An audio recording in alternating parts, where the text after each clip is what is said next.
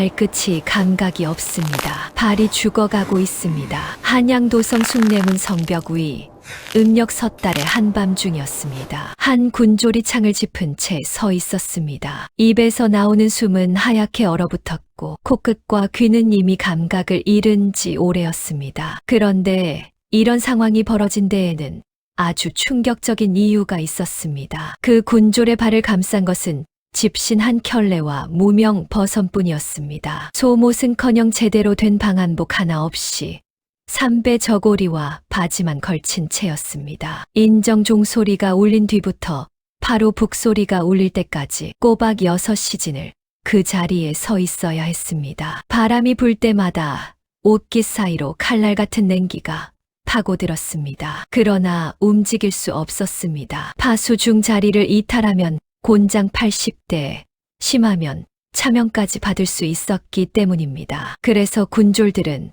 그 자리에서 얼어붙듯 버텼습니다. 문제는 발이었습니다. 낮 동안 녹았던 눈이 밤이 되면서 다시 얼었고 집신은 그 얼음물을 그대로 빨아들였습니다. 버선이 젖고 발이 젖고 시간이 지나면서 발끝의 감각이 사라졌습니다. 처음에는 시린 통증이 있었지만 어느 순간 그 통증마저 느껴지지 않았습니다. 아프지 않으니 괜찮은 것이다. 군졸들 사이에는 그런 말이 돌았습니다. 그러나 그것은 착각이었습니다. 아프지 않다는 것은 괜찮다는 뜻이 아니었습니다. 신경이 먼저 죽어가고 있다는 뜻이었습니다. 아침이 밝아오고 교대 시간이 되어 군졸은 초소에서 내려왔습니다. 군영으로 돌아와 집신을 벗는 순간 그는 자신의 발을 보고 비명을 질렀습니다. 발가락이 검게 변해 있었습니다. 피부는 창백하다 못해 푸르스맸고 검지발가락과 새끼발가락은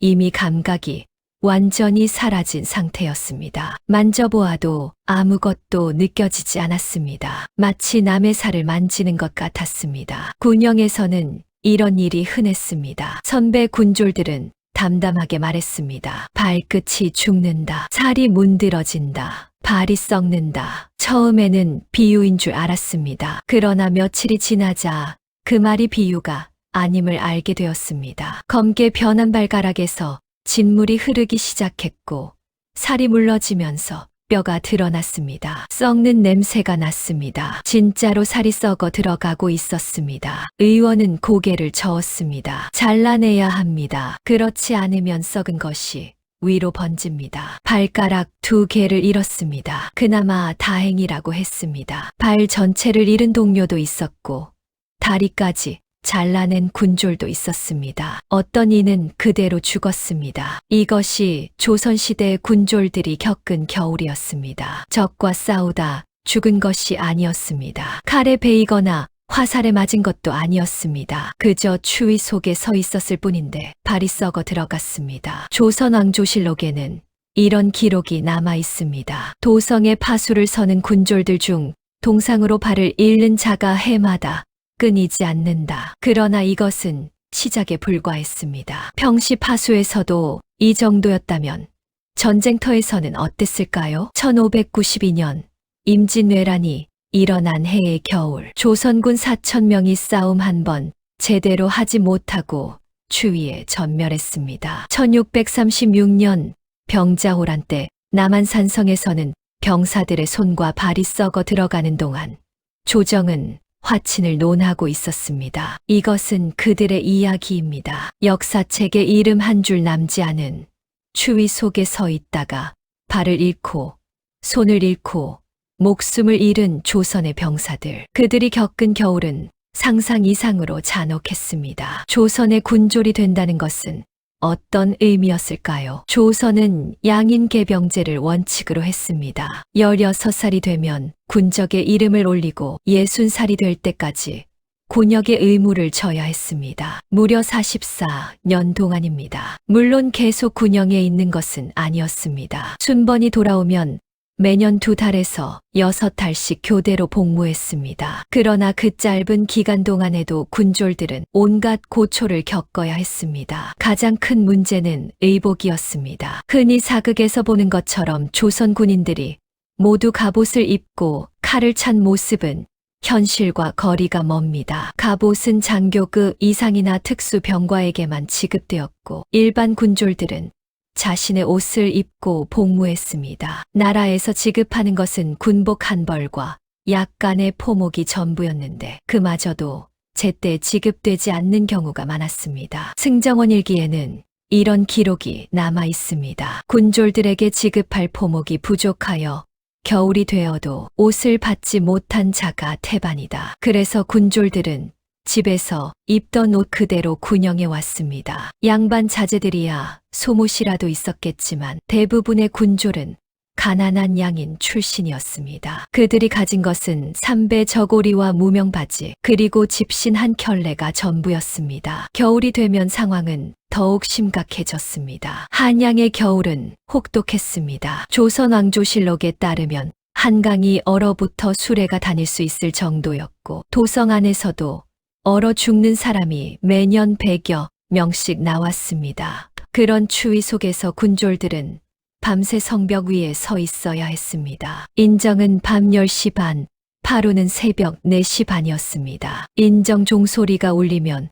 도성의 모든 문이 닫히고 통행이 금지되었습니다. 그 시각부터 파루 북소리가 울릴 때까지 군졸들은 성문과 성벽 위에서 파수를 섰습니다. 6시간입니다. 영하 20도가 넘는 추위 속에서 삼배옷 한 겹으로 6시간을 버텨야 했습니다. 움직이면 안 되었습니다. 파수 중에 자리를 이탈하거나 졸면 군율에 따라 처벌받았습니다. 경국대전에는 파수를 게을리한 자에게 곤장 80대를 치도록 규정되어 있었고 심한 경우에는 차명까지 내릴 수 있었습니다. 그래서 군졸들은 얼어 죽을 것 같아도 그 자리에 서 있어야 했습니다. 신발이 문제였습니다. 집신은 물을 빨아들였습니다. 낮 동안 녹았던 눈이 밤이 되면서 다시 얼고 그 얼음물이 집신과 버선을 적셨습니다. 젖은 상태로 영하의 기온에 노출되면 발끝부터 체온을 빼앗깁니다. 처음에는 시리고 아프다가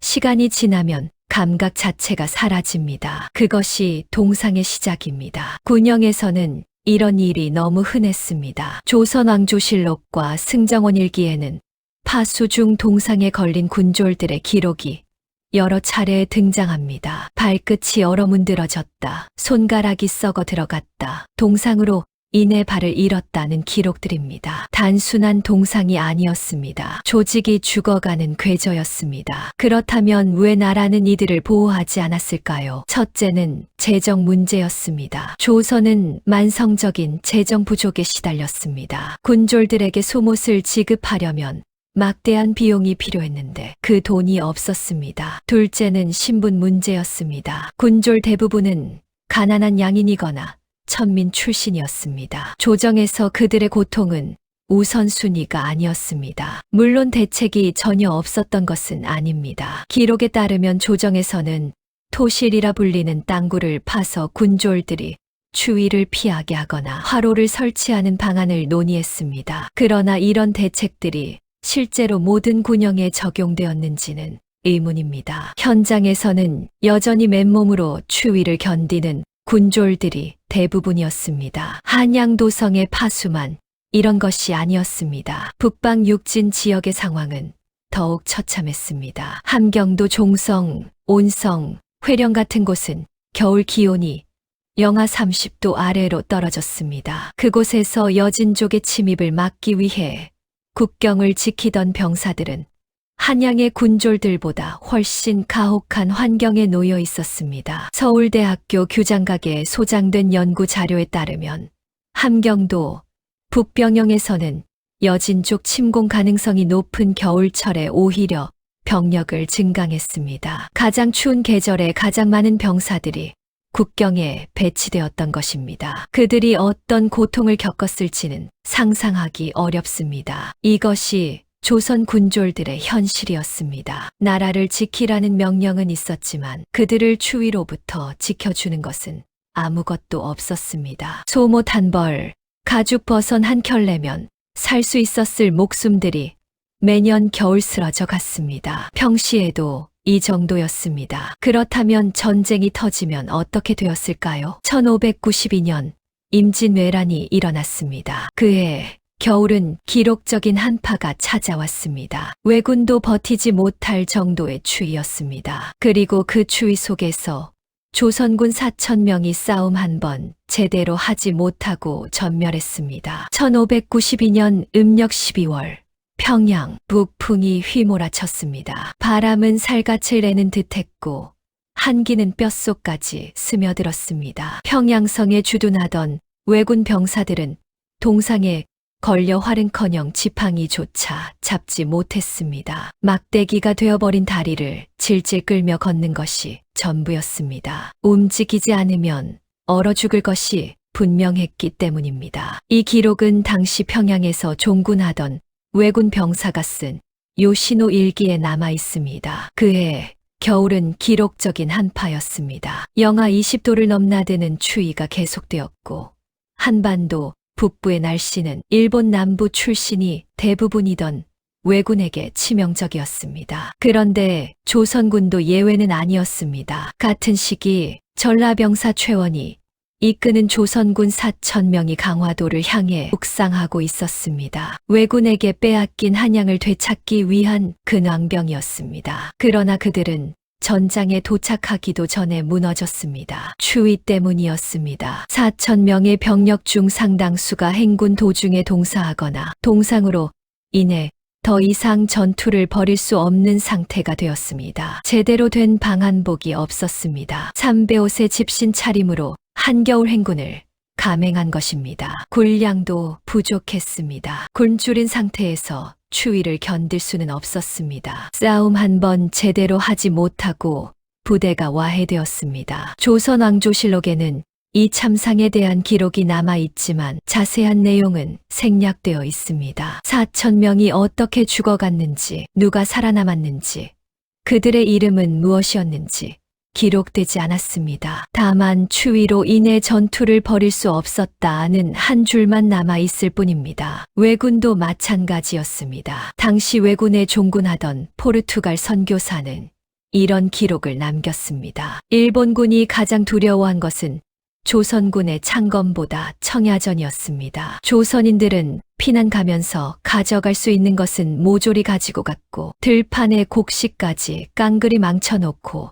산성으로 들어가 버렸습니다. 식량 부족은 일본군의 전력을 급속도로 저하시켰습니다. 굶주림과 추위, 그리고 조선군과 일병의 공격, 삼중고가 겹쳤습니다. 속전속결로 전쟁을 끝내려던 왜군의 전략은 완전히 어긋났고 그들은 한겨울 조선 땅에 발이 묶였습니다. 이듬해 봄 한양으로 겨우 집결한 왜군의 수는 5만 명 이하로 줄어 있었습니다. 그러나 이것은 시작에 불과했습니다. 44년 후 1636년 음력 12월 또 다른 겨울이 찾아왔습니다. 이번에는 북에서 적이 내려왔습니다. 청나라 태종 홍타이지가 이끄는 12만 대군이 압록강을 건넜습니다. 병자호란의 시작이었습니다. 청군의 속도는 상상을 초월했습니다. 국경을 넘은 지단 닷새 만에 선봉대가 한양 근처까지 도달했습니다. 인조는 강화도로 피난하려 했으나 길이 막혀 남한산성으로 들어갈 수밖에 없었습니다. 그리고 그곳에서 47일간의 농성이 시작되었습니다. 문제는 준비가 전혀 되어 있지 않았다는 것입니다. 남한산성에 입성한 병력은 약 13,000명이었습니다. 그러나 군량은 50일치밖에 없었고 겨울 장비는 거의 없었습니다. 병사들은 평상복 차림으로 성벽 위에 올라섰습니다. 영하 20도의 추위가 그들을 덮쳤습니다. 병자일록에는 당시 상황이 생생하게 기록되어 있습니다. 병사들은 추위에 벌벌 떨고 손과 발이 동상에 걸려 썩어 들어간다. 먹을 것도 부족해 하루에 한 끼도 제대로 먹지 못한다. 성첩 위에서 파수를 서던 병사들의 발가락이 검게 변해갔습니다. 감각이 없어지고 살이 문드러지고 썩는 냄새가 났습니다. 그러나 자리를 떠날 수 없었습니다. 성 아래에는 청군이 포위하고 있었기 때문입니다. 열이틀째 되던 날 조정은 병사들에게 가마니를 지급하기로 했습니다. 옷 대신 가마니입니다. 쌀을 담는 집 자루를 몸에 두르라는 것이었습니다. 그것이 조선이 병사들에게 해줄 수 있는 전부였습니다. 김상헌은 인조에게 종친들의 여벌 옷을 거두어 병사들에게 나눠주자고 간청했지만 받아들여지지 않았습니다. 말들이 굶어 죽기 시작했습니다. 원래 말에게 먹이려던 볏짚마저 병사들에게 나눠준 탓이었습니다. 인조는 굶어 죽은 말들을 도축하여 병사들에게 나눠주라고 명령했습니다. 고깃국 한 그릇이 병사들에게 돌아갔습니다. 그러나 한 병졸이 쓴 웃음을 지으며 말했습니다. 우리 볏짚 빼서 기른 말고기 한 점 드셔보시라. 기왕 말고기를 줄 거면 살이 좀 쪄 있을 때 주시지. 배고프고 추웠습니다. 병사들은 왜 싸워야 하는지 알 수 없었습니다. 성 안의 대신들은 화친이냐 항전이냐를 두고 다투고 있었지만 성벽 위의 병사들에게는 그런 논쟁이 들리지 않았습니다. 그들에게는 오직 추위와 굶주림만 있었습니다. 그리고 성 밖에서는 근왕병이 오고 있었습니다. 전국 8도에서 왕을 구하기 위해 모인 병력이 남한산성을 향해 북상하고 있었습니다. 그중 가장 큰 부대는 충청도와 경상도에서 올라온 3만에서 4만 명의 병력이었습니다. 그들이 도착하면 포위를 풀 수 있을 것이라는 희망이 있었습니다. 그러나 그 희망은 산산조각이 났습니다. 1637년 정월 쌍령 전투가 벌어졌습니다. 조선군 3만에서 4만 명과 청군 300기의 충돌이었습니다. 결과는 믿기 어려운 참패였습니다. 왜 그런 일이 벌어졌을까요? 쌍령, 지금의 경기도 광주와 여주 사이에 있는 고개입니다. 1637년 정월 초, 이곳에서 조선 역사상 가장 치욕적인 전투 중 하나가 벌어졌습니다. 조선군 3만에서 4만 명, 청군 300기, 숫자만 보면 조선군의 압도적 승리가 예상되었습니다. 그러나 결과는 정반대였습니다. 조선군은 전열이 무너지고 지휘부가 괴멸되었으며 남한산성을 구원하려던 희망은 산산조각이 났습니다. 왜 이런 일이 벌어졌을까요? 원인은 여러 가지가 있었지만 가장 근본적인 문제는 병사들의 상태였습니다. 경상도 좌우 병사가 이끄는 군병들은 추위에 견딜 방한복조차 입지 못하고 있었습니다. 정충묘지라는 기록에는 당시 상황이 이렇게 남아 있습니다. 경상도 병사의 군병들은 추위에 견딜 방한복조차 입지 못하였으며 군량도 제대로 확보하지 못한 채 서둘러 출발하는 바람에 행군 도중에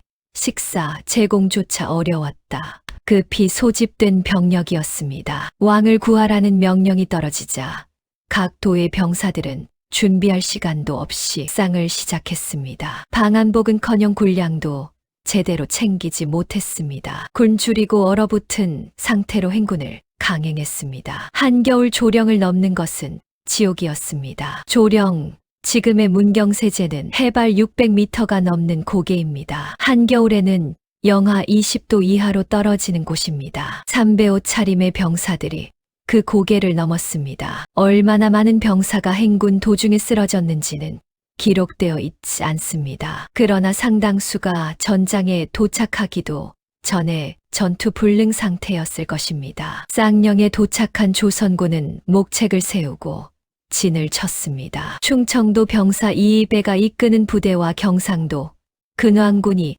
합류하여 3만 명이 넘는 대군을 이루었습니다. 숫자로는 압도적이었습니다. 그러나 그들의 상태는 처참했습니다. 굶주리고 얼어붙고 사기는 바닥이었습니다. 청군 300기가 나타났습니다. 청나라의 정예 기병바야라였습니다. 그들은 조선군 진영을 살피더니 곧바로 돌격을 감행했습니다. 상대적으로 높은 곳에서 낮은 곳에 조선군을 내리덮었습니다. 조선군이 일제 사격을 가했습니다. 청군 한 명이 즉사했습니다. 그러나 그것이 끝이었습니다. 청군이 목책 안으로 들어오자 조선군은 총 한 번 더 쏘지 못하고 무너졌습니다. 병자나만 일기에는 당시 상황이 이렇게 기록되어 있습니다. 청군이 목책 안으로 들어오자 조선군은 총 한 번 쏘지 못하고 저절로 무너져 달아났다. 아비규환이었습니다. 3만 명이 넘는 병력이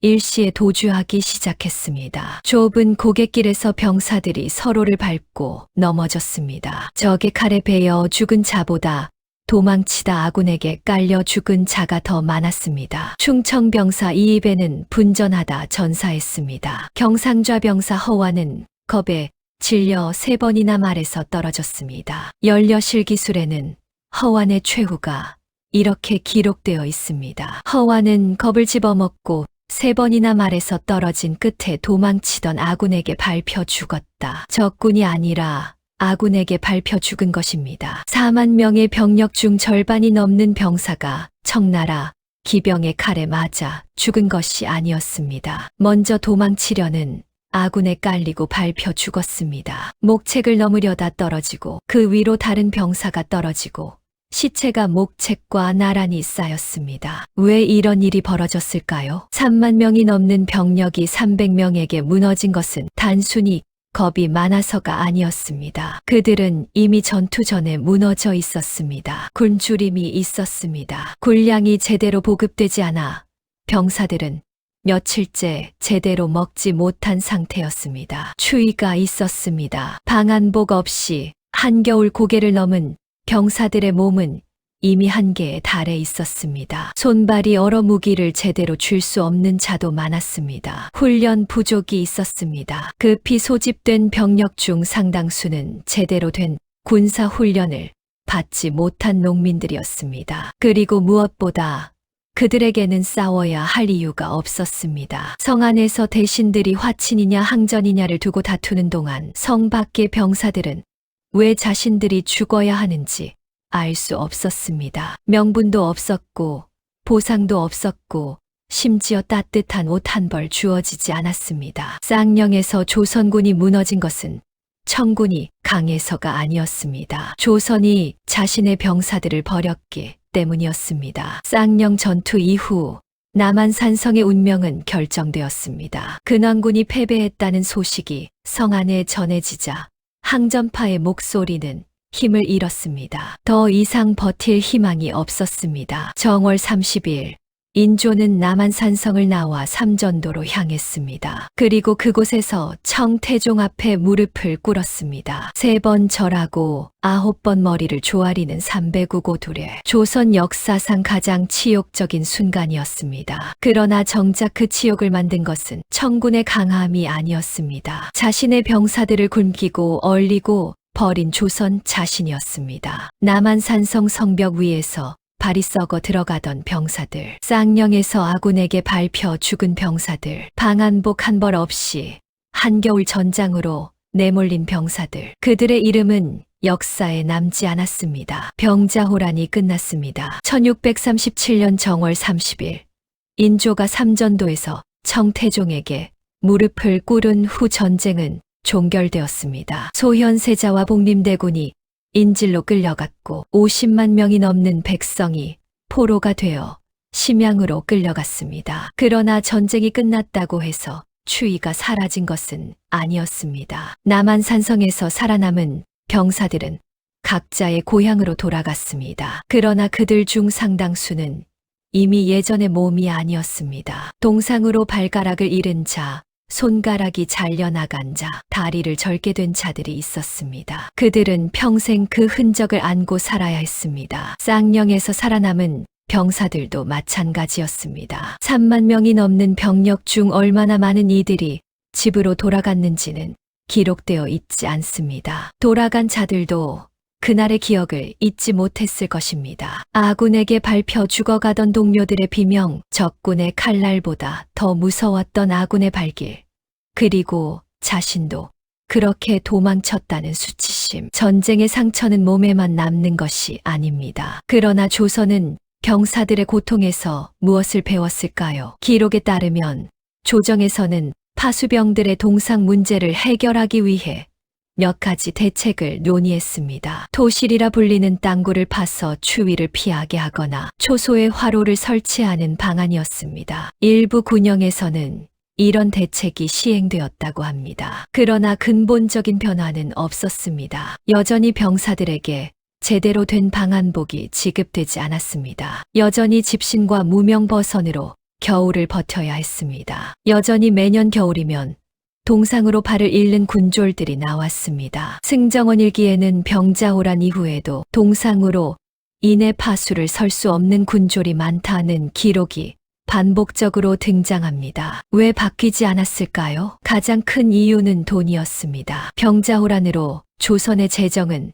완전히 파탄났습니다. 청나라에 바쳐야 할 세패도 막대했고 전쟁으로 황폐해진 농토를 복구하는데도 엄청난 비용이 필요했습니다. 그 와중에 일개 군졸들의 방한복까지 신경 쓸 여유가 없었습니다. 그리고 또 다른 이유는 신분이었습니다. 군졸 대부분은 양인 중에서도 가난한 농민이거나 천민 출신이었습니다. 조선 사회에서 그들의 목숨은 우선순위가 아니었습니다. 그들이 동상에 걸리든 얼어 죽든 조정의 논의 대상이 되는 경우는 드물었습니다. 오직 군대의 전력이 문제가 될 때만 잠깐 언급되었을 뿐입니다. 이것이 조선시대 병사들이 겪은 현실이었습니다. 나라를 지키라는 명령은 있었지만 나라가 그들을 지켜주지는 않았습니다. 적과 싸우다 죽으면 그나마 이름이라도 남았을 것입니다. 그러나 추위에 얼어 죽거나 굶주림에 쓰러지거나 동상으로 불구가 된 병사들의 이름은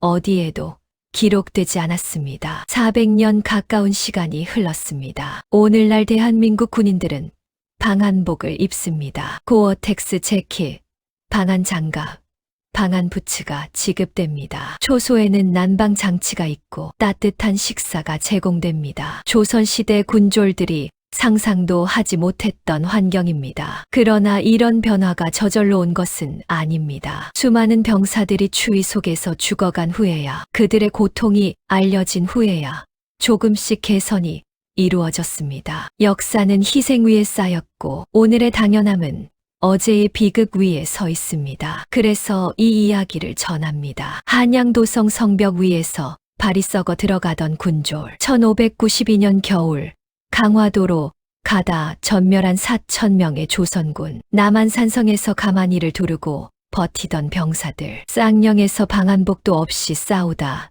무너진 3만 명. 그들의 이름은 남아있지 않습니다. 그러나 그들이 겪은 고통은 실제했습니다. 역사책에는 왕과 장군의 이름만 남습니다. 전쟁의 승패와 조약의 내용만 기록됩니다. 그러나 그 역사의 이면에는 언제나 이름 없는 병사들이 있었습니다. 추위에 떨고 굶주리고 발이 썩어 들어가면서도 자리를 지켰던 사람들. 그들을 기억해야 합니다. 역사가 반복되지 않으려면 먼저 역사가 기억되어야 하기 때문입니다. 조선시대 병사들이 겪은 추위는 단순한 날씨 이야기가 아닙니다. 그것은 국가가 자신의 국민을 어떻게 대했는가에 대한 이야기입니다. 그리고 그 질문은 오늘날에도 여전히 유효합니다. 나라를 지키는 사람들을 나라가 지켜주고 있는가? 이 질문을 던지며 이야기를 마칩니다. 오늘 이야기는 어떠셨나요? 영상이 마음에 드셨다면